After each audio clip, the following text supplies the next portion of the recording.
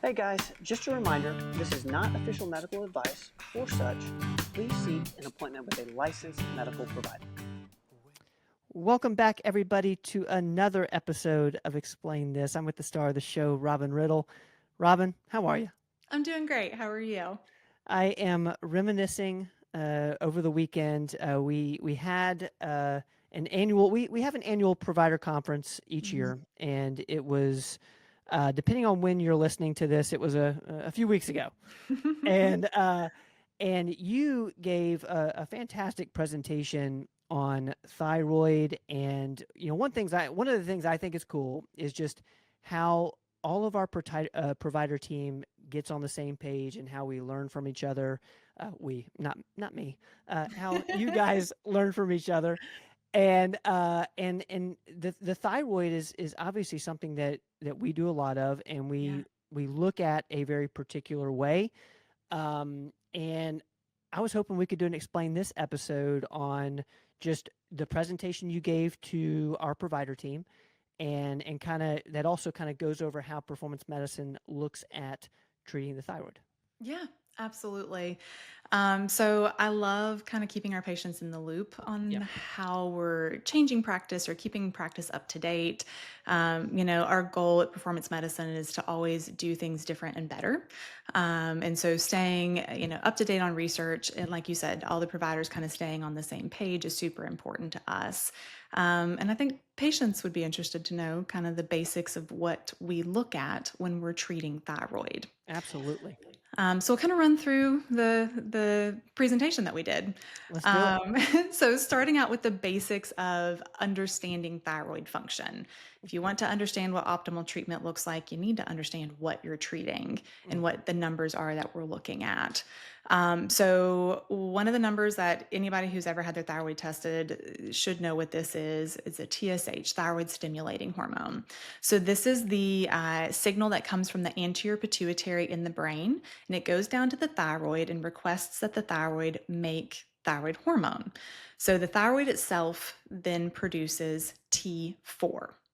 So TSH comes from the brain to the thyroid then produces T4. Okay. T4 is an inactive thyroid hormone that has to go through a conversion process in the body to become the active form, which is T3.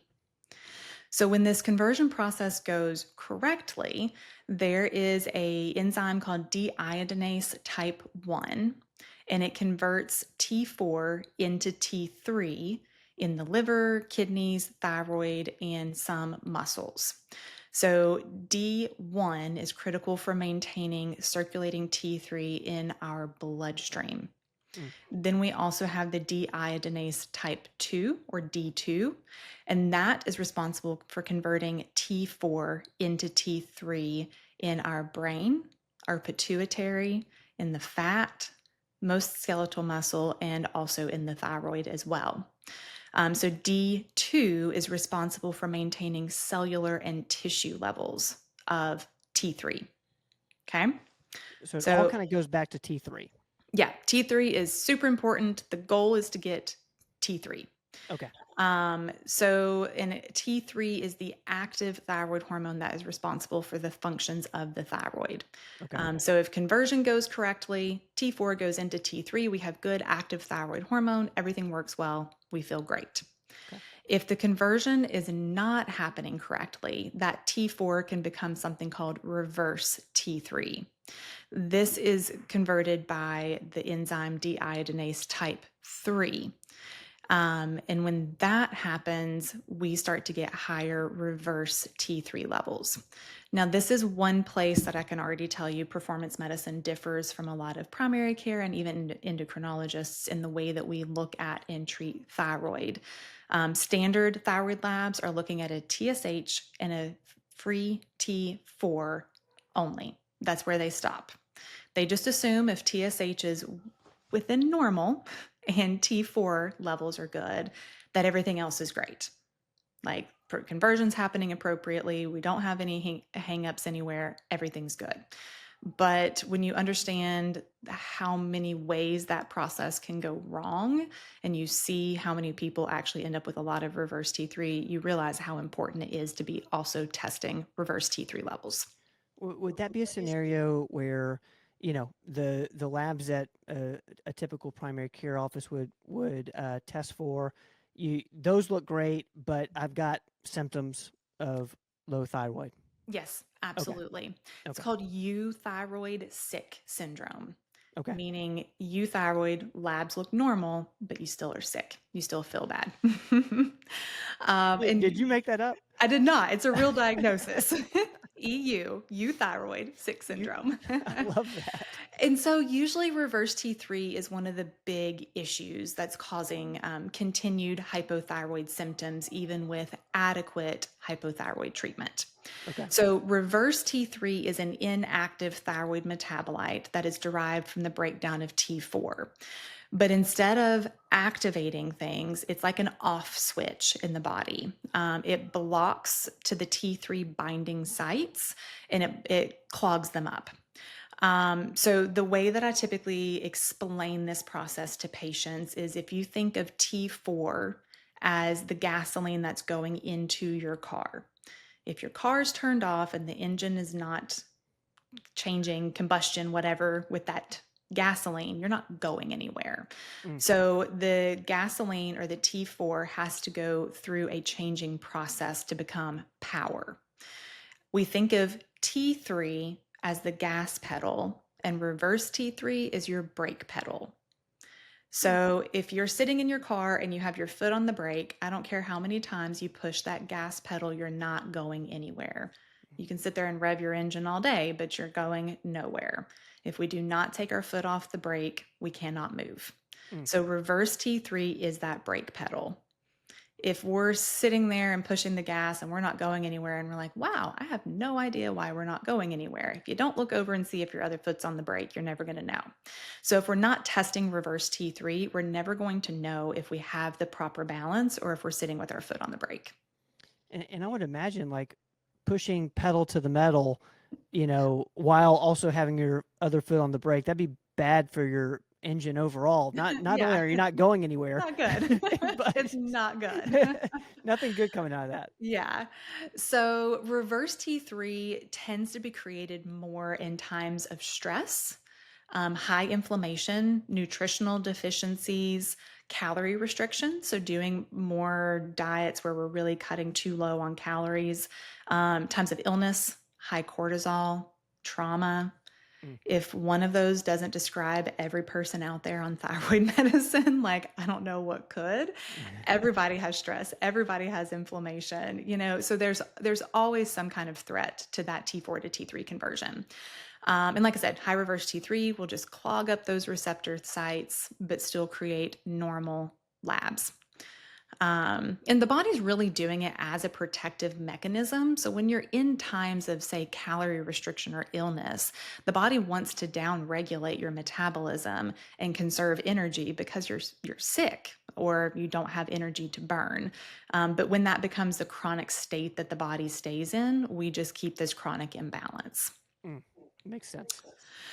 So then how does performance medicine use reverse T3 to determine treatment decisions? So for us with a high reverse T3, the first thing we want to think about is why. As we talked about, there's a lot of possibilities. If this is a new thing, like reverse T3 levels have just popped up, but we know you've just been sick, we're probably not going to have a significant change to treatment because illness goes away, reverse T3 should come down, so we're going to watch that. But for someone with chronically elevated reverse T3 and continued hypothyroid symptoms, we want to dig deeper, see if we can find a fixable reason why. Medications, are certain medications that can increase reverse T3 levels. So certain steroids, beta blockers, and some antidepressants like SSRIs can increase your reverse T3. So the purely more functional medicine approach would be to look upstream. So we have a high reverse T3, back it up, why? And try to fix that cause to fix the conversion issue. Okay. A more integrative approach, which we do both with patients, depending on what patients want. We think upstream is as a more integrative. We think about the why, but then we can also add supplements or medications or adjust current medications for a faster fix for this. So if a patient is currently on some sort of thyroid medication and they have a high T3 to reverse T3 ratio, meaning the reverse T3 is blocking everything, The brakes on. then yeah, the brake is on. Okay. Then we consider medication adjustments, specifically upping their concentration or their dose of T3. So if we're on a natural desiccated thyroid hormone like NP thyroid or Armour thyroid, sometimes we up that total dose. If they're on levothyroxine, which is just a synthetic T4, sometimes we'll add an additional medication called liothyronine. Liothyronine is a synthetic T3. And sometimes we'll add liothyronine to a natural desiccated thyroid like NP or Armour. So giving that additional dose of T3 helps to flush those receptor sites. So Okay. we're removing the foot from the brake by giving extra T3. So we flush out that reverse T3 and get those T3 levels high enough that they can actually be functional and do what they need to do. Okay. Okay.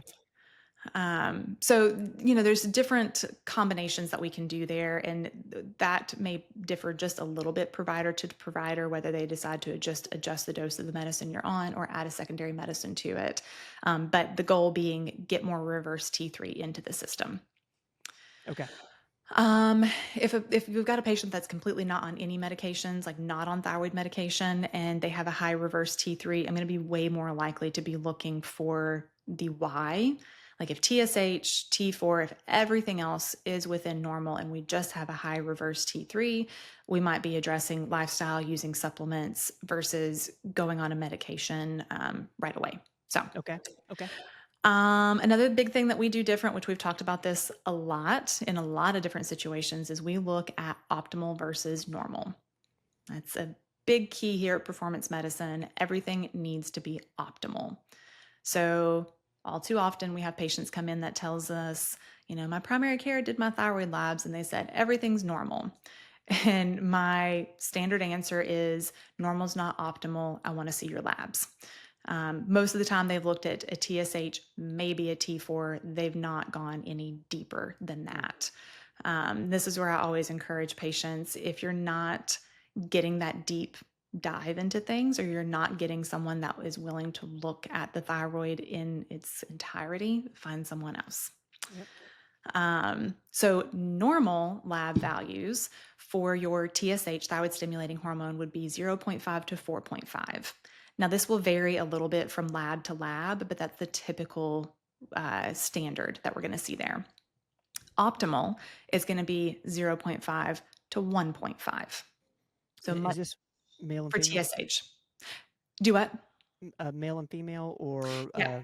okay.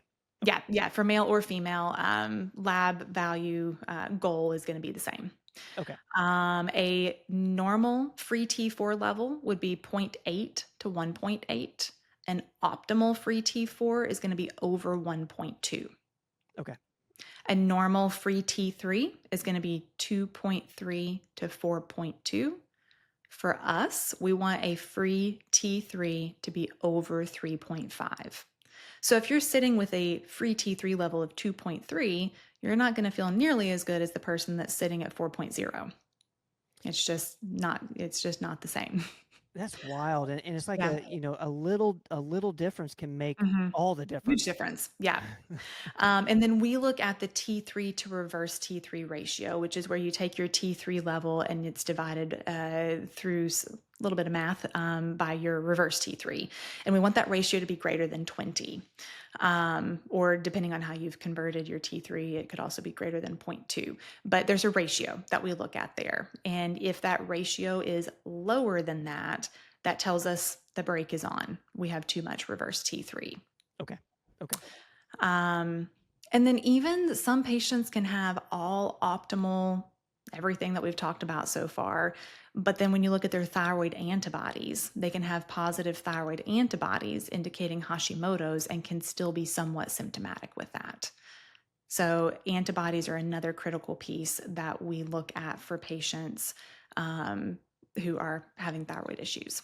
And that would be in a scenario where all your numbers look great, and yet you still have these symptoms. It's still kind of a you sick scenario, but like antibodies, would you do antibodies from the get go, or antibodies are like, okay, we need Not to check this? always. Yeah. So if I have a fertility patient, I automatically run antibodies because with a functional fertility approach, antibodies like positive thyroid antibodies can have a major negative impact on fertility.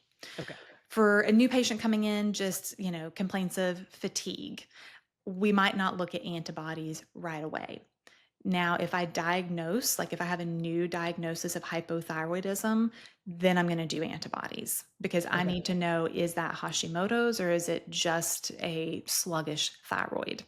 And that's another thing that often gets missed is patients will get diagnosed as hypothyroid, but then nobody ever looks at the antibodies to see if we're dealing with an autoimmune component to it. So antibodies, autoimmune. Yes. Okay. Yeah, for some reason the body is attacking the thyroid. And so then we address that a little bit differently. There's some dietary things, different supplements that we bring into it whenever we know that there are positive thyroid antibodies as well. That's interesting. That is Yeah. super, super interesting. Now, one lab value that I haven't mentioned so far is a total T4 and a total T3. And that's because we don't use this a whole lot. Generally speaking, measuring your free hormone levels, so your free T4 and your free T3, is going to be adequate and much more appropriate when treating most thyroid patients. Occasionally, we look at those totals. Patients on any kind of oral estrogen, either like an oral estradiol, which we really don't do very often, or oral contraceptives. Patients with liver disease or patients who just continue to have thyroid symptoms. We've already looked at everything else is optimal. Those are situations where we would consider looking at the total levels as well. But in general, the total T4 and total T3 is not a super necessary lab to be looking at. Because the free T4 and the free T3 kind of cover it. Yeah, they're going to be much more accurate to what we want. Okay. So best practice for drawing thyroid labs. Thyroid labs are best to be drawn at the same time of day each time they're drawn. So really best practice is going to be to draw it first thing in the morning fasted. For patients who are on NDT, natural desiccated thyroid, drawing their labs first thing in the morning without taking their medication is going to be best practice. Okay. Your NDT tends to peak about 2 to 4 hours after taking it. So if you take it at 6 a.m. and we draw your labs at 9 a.m., your T3 level is going to be a little bit elevated, a little bit higher than it would have been if you had not taken your medicine. For a patient that's on levothyroxine alone, the half-life of that medication is about a week. So it really doesn't matter if you've taken your medicine or not if you're only on levothyroxine. But if you're on a natural desiccated thyroid like Armour or NP thyroid, or if you're taking liothyronine with your medicine in the morning, technically best practice is to skip your medicines and get your labs drawn fasted first thing in the morning. What I do for my patients is I just keep it consistent. If the very first time we drew your thyroid labs, you had taken your thyroid medicine and we drew it at 2 o'clock in the afternoon, then I want to keep it about the same. That way I have a equal comparison each time that we look at it. So the big thing there is just a consistent time. And obviously with, if you're on one of these medications you mentioned, make sure it's within that time window. But the main thing is if you got it drawn at 9:05 or 9:15, got to keep to that. okay. Exactly. Yeah. Because your levels will change throughout the day. Okay. So the really absolute number one priority is just keep it consistent across the board. Okay. Another big priority is if you are taking anything that contains biotin, we really need to stop that for at least 48 hours prior to having labs drawn. 72 hours would be even better.